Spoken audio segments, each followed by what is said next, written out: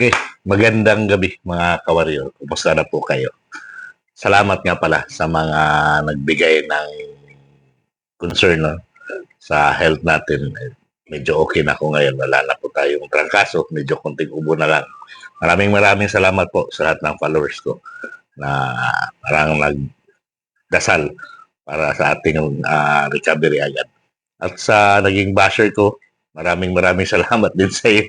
No? Sinabi niya na mamatay na lang sana ako. Well, sorry to disappoint you. Dito nagkiking pa rin po ako. Tsaka hindi yan maganda. Tingnan mo nangyari. Sa kasamahan yung BBM vlogger, di siya patuloy ang nauna. Diba? So anyway, maraming salamat po sa inyong lahat. Ano lang ako ng video ngayon actually kasi parang napanood ko kasi mga ilang video clips, no, during the impeachment trial sa day 11. Medyo natatawa talaga ako. Hindi, medyo talagang natawa ako, no. Parang naging Wambul University ng school bukol na pinangunahan ni Miss Tapia. Si Attorney Kapunan. Parang siya yun si Miss Tapia. Uy, wag mong sagutin yan. Parang nasa palengke lang, di ba? Ay, naku, Attorney Kapunan. Akala ko di Campanilla kang abogado. Pero para kang nasa palengke kung naghihiring. At saka parang hawak talaga nila yung impeachment court kung maka-request ng recess, di ba? Ilang beses siya nag-request ng recess kasi daw parang inaano na siya, rinarayuma na sa katatayo. Buti na lang binara na siya ni Chis Escudero. At saka ito ding witness nila po. Ay nako. CPA pa naman, no?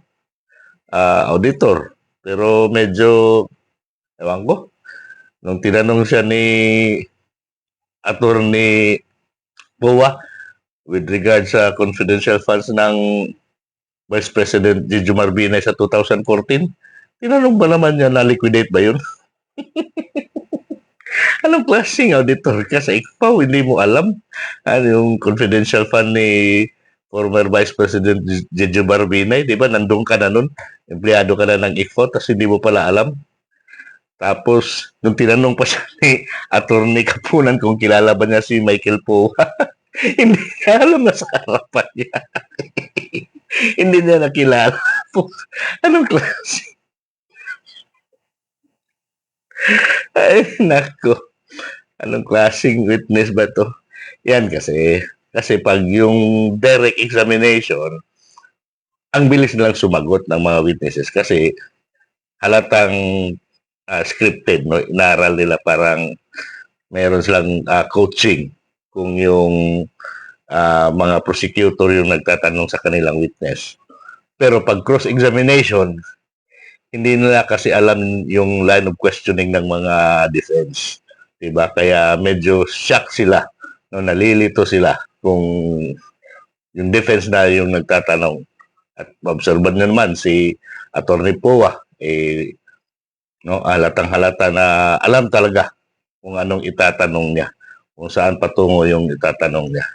So, ang daming kaganapan sa no, ito pa si Tito Soto, no, ano ba yung klase yung tanong niya, parang hindi naman pang impeachment yung tanong niya, di ba? Parang pang parang pang plenary yung tanong niya.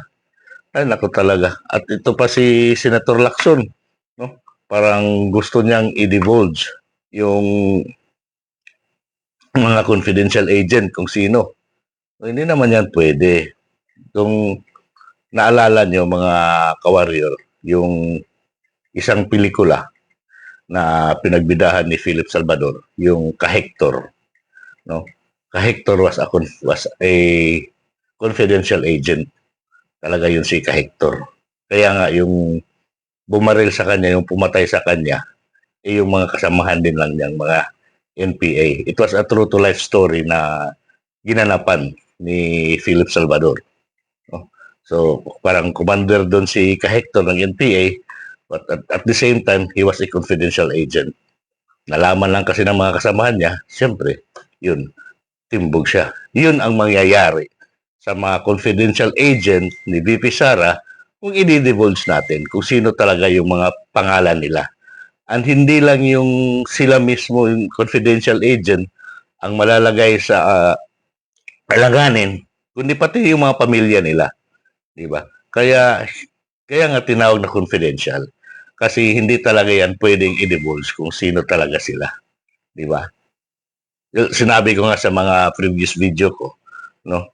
Nung naging operatives pa rin ako during my active days as PNP member, may mga agent din kami.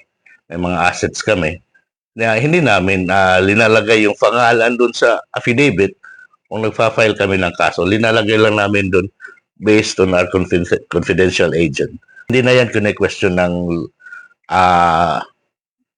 defense. Hindi na yan kine-question ng judge kung sino talaga yan kasi alam na nila yung ruling about the confidential agent. So yun lang, no? Parang sa tingin ko habang tumatagal yung impeachment trial ni BP Sara ay parang wala nang thrill, no? Alam naman talaga natin kung saan to papatungo. Parang napakalamya na ng impeachment. Ang pa lang to, dalawang article of impeachment pa lang to pinag-uusapan. Paano ba yung dalawa pa? Diba? Apat ba to? 5. No? Parang boring na talaga. Yung mga tao, pag nag-direct examination, no? Yung mga prosecutor, ay wala talagang nanonood. No? Konti lang yung nanonood. Yung nai-excite pa sila, yung gusto pa nilang panoorin, yung mga yung mga cross-examination ng defense lawyers. No? Kasi doon talaga parang nasyashock yung mga witnesses kasi hindi nila alam minsan kung anong isasagot. Halatang halata yung si attorney ng ICFAO na talagang gusto niyang ilihis, no, yung sagot niya. Ay halatang parang yun nga tinuruan lang siya kung anong dapat isagot niya. So again, maraming salamat mga kawarir. Hoping na mag-video pa tayo ulit, no? Sana maging fully recover na tayo. Maraming salamat. Solid lang tayo always mga kawarir.